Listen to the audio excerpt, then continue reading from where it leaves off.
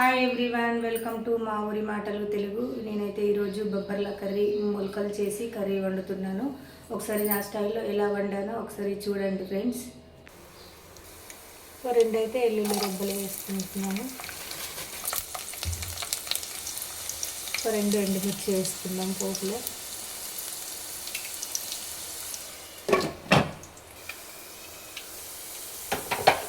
ఎల్లిపాయలు అయితే బ్రౌన్ కలర్లో వచ్చినాయి.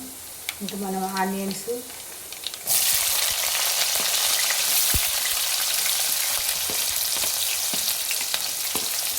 రెండు పచ్చిమిర్చి వేసుకుని మంచిగా కలుపుకొని మళ్ళీ ఒకసారి మూత పెట్టుకోవాలి.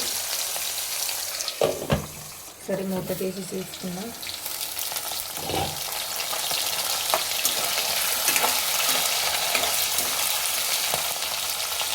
రెండు కరివేపాకు రెబ్బలు వేసుకున్నాం. సరే మూత పెట్టుకుందాం. మళ్ళీ మూత వేసి చూసుకుందాం. ఆనియన్స్ అయితే బ్రౌన్ కలర్లో మగ్గిపోయినాయి. ఇంకా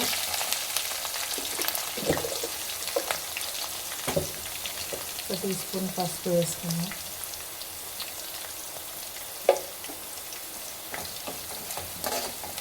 పసుపు అనేది కొంచెం ఆయిల్లో మగ్గనివ్వాలి, ఒక హాఫ్ మినిట్.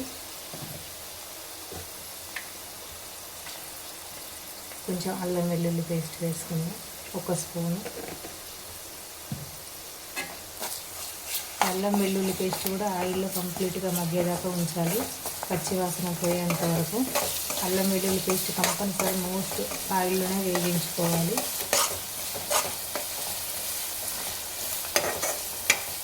మంచిగా కలుపుకున్న తర్వాత ఒకసారి మూత పెట్టేసుకుందాం.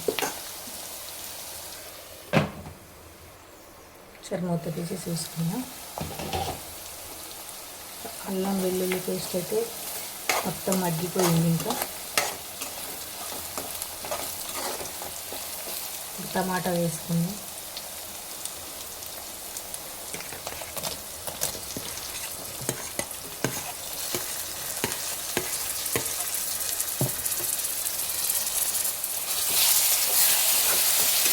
మంచిగా కలుపుకోవాలి.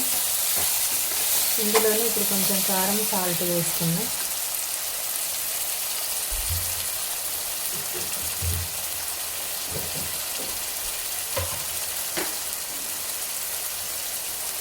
ఒక టీ స్పూన్ కారం అయితే వేసుకున్నాను.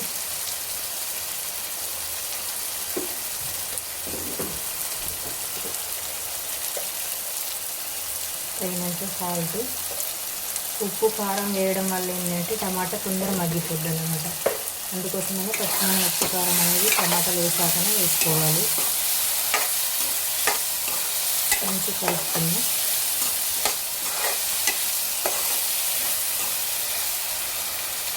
మూత పెట్టేసుకుందాం.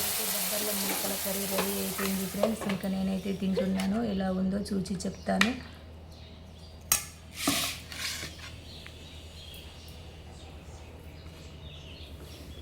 ఫ్రెండ్స్, ఇది చాలా బాగుంటుంది, విటమిన్ ఫుడ్. మీరు కూడా ఒకసారి ట్రై చేయండి. చాలా చాలా అంటే చాలా బాగుంటుంది, మసాలా కర్రీ లాగా.